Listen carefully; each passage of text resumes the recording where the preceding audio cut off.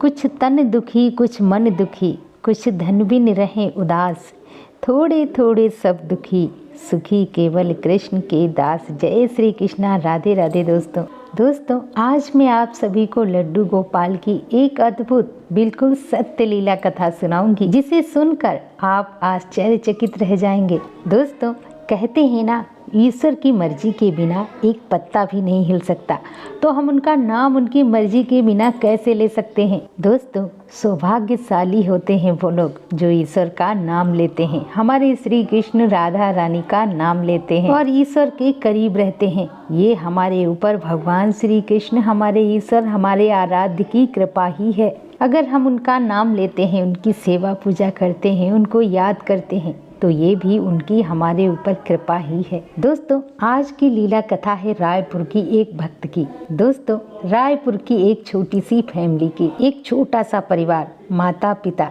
और एक उनकी छोटी सी बेटी और एक छोटा भाई। दोस्तों यह बात कोरोना की है। कोरोना के समय उनके घर के हालात बिल्कुल खराब थे। कोरोना के समय में हमारे देश में और पूरी दुनिया में सभी के हालात खराब चल रहे थे। बहुत लोग ऐसे थे जिनके घर के हालात, जिनके मेंबरों के हालात बहुत ही ज़्यादा खराब थे और उन दुखी परिवारों में ये परिवार रायपुर का भी शामिल था। रायपुर के वो भक्त मुझसे कहते हैं कि दी, मेरे घर पे उस समय मेरे पापा ही कमाने वाले थे और मेरी माँ सिलाई किया करती थी। सिलाई के काम से जो भी पैसे मिलते थे उन्हीं से घर खर्च चल रहा था। तो उनकी बड़ी बेटी ने सोचा कि चलो मैं कुछ करती हूँ, क्योंकि छोटे भाई को हमें पढ़ाना भी है, पढ़ाई की फीस भरनी है, कोचिंग की भी फीस भरनी है और भाई को जैसे तैसे पढ़ाना ही है। तो उसने इधर उधर पता किया खुद ट्यूशन पढ़ाने के लिए। उसने जब इधर उधर पता किया तो ऐसे ही धीरे धीरे 3-4 बच्चे उसके पास कोचिंग पढ़ने के लिए तैयार हो गए। दोस्तों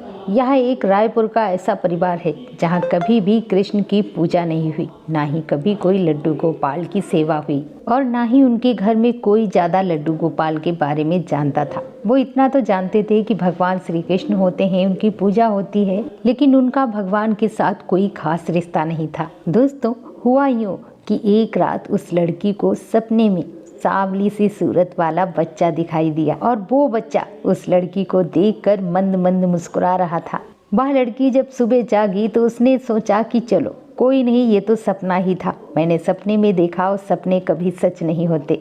फिर दूसरी रात को उसने वही सपना देखा, वही सांवली सी सूरत वाला बच्चा, घुंघराले केस और उस लड़की को देखकर मुस्कुरा रहा था, मानो उनसे कुछ कहना चाहता हो। दोस्तों सबसे आश्चर्य करने वाली बात यह थी कि यह घटना उसके साथ डेली होने लगी।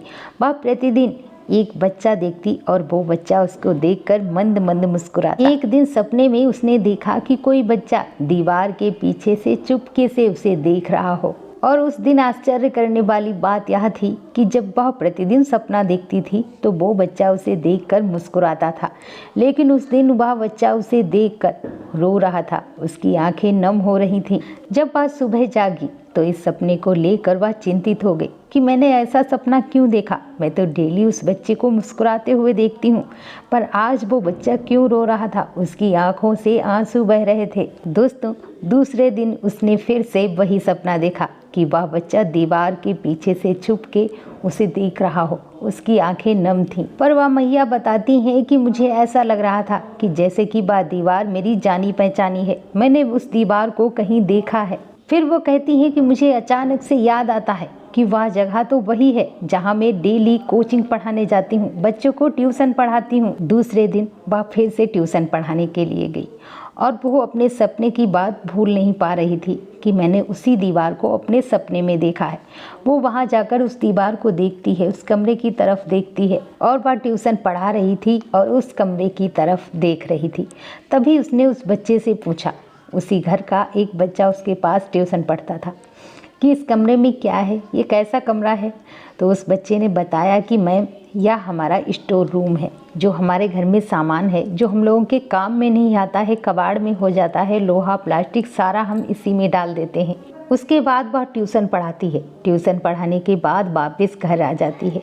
रात के टाइम पे फिर से दोबारा वो वही सपना देखती है।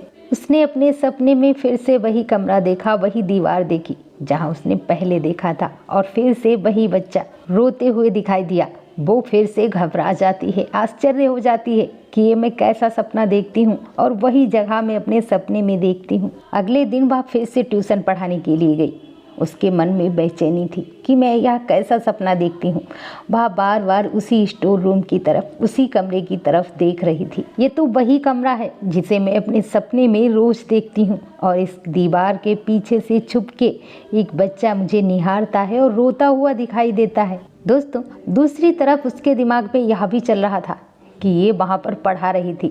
उसे लग रहा था ये मेरा वहम होगा, मैं यहाँ पर पढ़ाती हूँ और ये मेरे दिमाग में चलता रहता है, इसीलिए मैं बच्चों को यहाँ पे रोता हुआ देखती हूँ। मैं रोज़ यहाँ पर आती हूँ, बच्चों को ट्यूशन पढ़ाती हूँ, शायद यही मेरे दिमाग में चलता रहता होगा, इसीलिए मैं ऐसा सपना देखती हूँ। दोस्तों, फिर क्या हुआ, एक रात को वह सो रही थी और फिर से सपना आया, और वो सपने में जिस बच्चे को देखती थी, सांवले से बच्चे को, वो बच्चा एक मटके के पास बैठकर रो रहा है, और उस मटके के अंदर एक काले रंग के लड्डू गोपाल थे, और उसी मटके में से आवाज़ आ रही थी कि मुझे बाहर निकालो, मुझे बहुत तकलीफ हो रही है, मैं 12 साल से इसी मटके में बंद हूँ, मुझे कोई यहाँ से निकालो। और जब यह अपने सपने में उसे रोते हुए और या कहते हुए देखती है, ये अचानक से हड़बड़ा कर उठ जाती है और रोने लगती है और घबरा जाती है, घबरा कर चिल्लाने लगती है।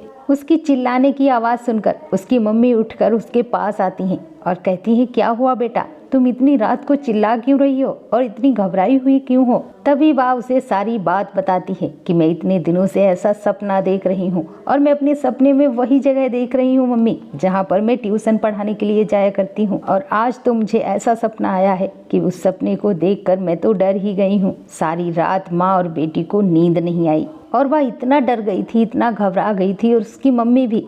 और वह सोचने लगी थी कि मैं वहाँ पर जाऊँ कि ना जाऊँ, ट्यूशन पढ़ाने वहाँ पे जाऊँ कि नहीं जाऊँ, पता नहीं क्या है वहाँ पर। दूसरे दिन जब वह ट्यूशन पढ़ाने के लिए जाती है तो उसकी मम्मी भी उसके साथ जाती है, और वहाँ जाकर उसके घर में जाकर उनसे पूछती है कि आप लड्डू गोपाल की सेवा करते हैं क्या। जिसके घर पे वह ट्यूशन पढ़ाने जाया करती थी, वह यह बात सुनकर चौंक जाती है और बोली कि लड्डू गोपाल की सेवा तो हम बहुत पहले करते थे। तभी उस लड़की की माँ बोली, मैं तो ऐसे ही पूछ रही थी कि आप लड्डू गोपाल की सेवा करते हो कि नहीं, क्योंकि हम भी अपने घर पे ना लड्डू गोपाल लाने वाले हैं, और हमें नियम नहीं पता कि कैसे उनकी सेवा पूजा की जाती है, किस समय उन्हें लाया जाता है, कैसे उनकी स्थापना की जाती है और कैसे उनकी सेवा की जाती है। तो मैंने सोचा क्यों ना आपसे बात कर लें, क्योंकि हम भी अपने घर पे छोटे से कन्हैया को लाने वाले हैं। तभी वह बोलती है कि मेरे यहाँ लड्डू गोपाल की सेवा पहले होती थी, पर मेरा भगवान पे कोई विश्वास नहीं है। तभी वह औरत बताती है कि मेरी सास जो थी ना, वो लड्डू गोपाल लेकर आई थी, वही उनकी सेवा पूजा किया करती थी। लड्डू गोपाल के लाने के बाद थोड़े दिनों के बाद ही वो एक्सपायर हो गई। उसके थोड़े दिन बाद मेरी पति की भी डेथ हो गई।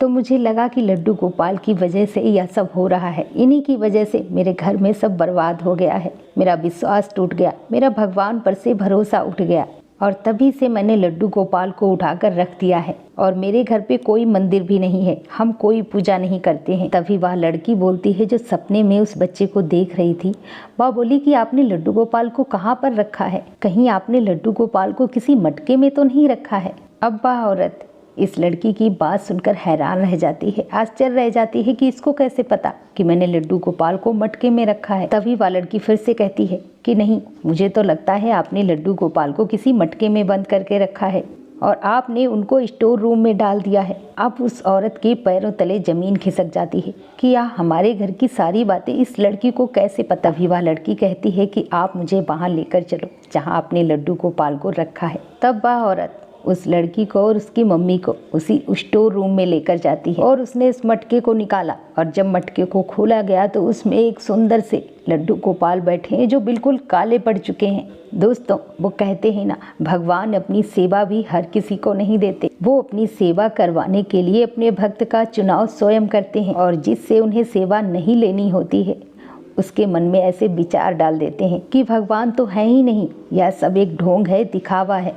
दोस्तों, मैंने कहा था ना कि ईश्वर की मर्जी के बिना उनका कोई नाम तक नहीं ले सकता, और जो उसका नाम लेते हैं, उन्हें याद करते हैं, उनकी सेवा पूजा करते हैं, वो बहुत ही सौभाग्यशाली होते हैं। दोस्तों, उसके बाद वह लड़की उस औरत से लड्डू गोपाल को मांगती है कि जब आप इनकी सेवा ही नहीं करते हो, इन्हें आपने ऐसे स्टोर रूम में डाल दिया है, तो आप यह लड्डू गोपाल मुझे दे दो, मैं इनकी सेवा करूँगी। और मैं तो वैसे भी लड्डू गोपाल को लाने वाली थी, मैं इन्हीं लड्डू गोपाल की सेवा करूँगी। वह औरत उन लड्डू गोपाल को उस लड़की को दे देती है।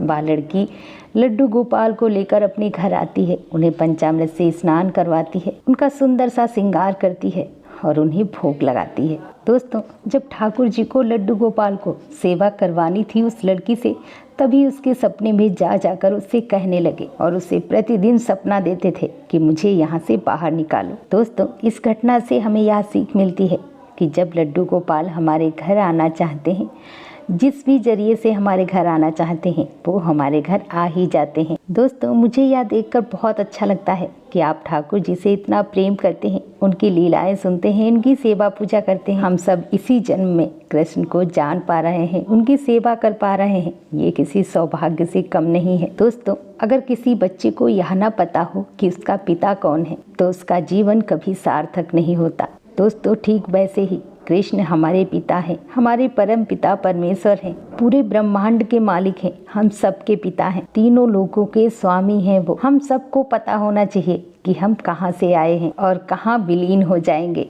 दोस्तों, मैं आप सभी से विनती करती हूँ, जब भी आप अपने ठाकुर जी, अपने लड्डू गोपाल की सेवा पूजा करते हैं, तो उन्हें आप मूर्ति ना माने, विग्रह ना माने, वो साक्षात आपके घर विराजित हैं। आपके घर में साक्षात श्री ठाकुर जी विराजित हैं, वो कोई मूर्ति नहीं है, वो साक्षात श्री हरि हैं, हमारे ठाकुर जी हैं। आप अपनी भावनाएं, अपनी प्रार्थनाएं ये सोच कर कहिए कि हमारे ठाकुर साक्षात हमारे पास बैठे हैं, हमारे सामने बैठे हैं और मेरी बातें, हमारी प्रार्थना को सुन रहे हैं, स्वीकार कर रहे हैं। दोस्तों, जब आप लड्डू गोपाल को, ठाकुर जी को अपने आसपास महसूस करोगे, तो यकीन मानिए आप जिंदगी में कभी भी कोई गलत काम नहीं कर पाओगे। आप सब कुछ अच्छा करोगे और आपके साथ सब कुछ अच्छा ही होगा। जब अच्छे बीज बोओगे तो फसल भी अच्छी ही होगी। दोस्तों, अपना प्यार और साथ ऐसे ही बनाए रखना। बोलो लड्डू गोपाल की जय, वृंदावन बांके बिहारी लाल की जय। जय जय श्री राधे।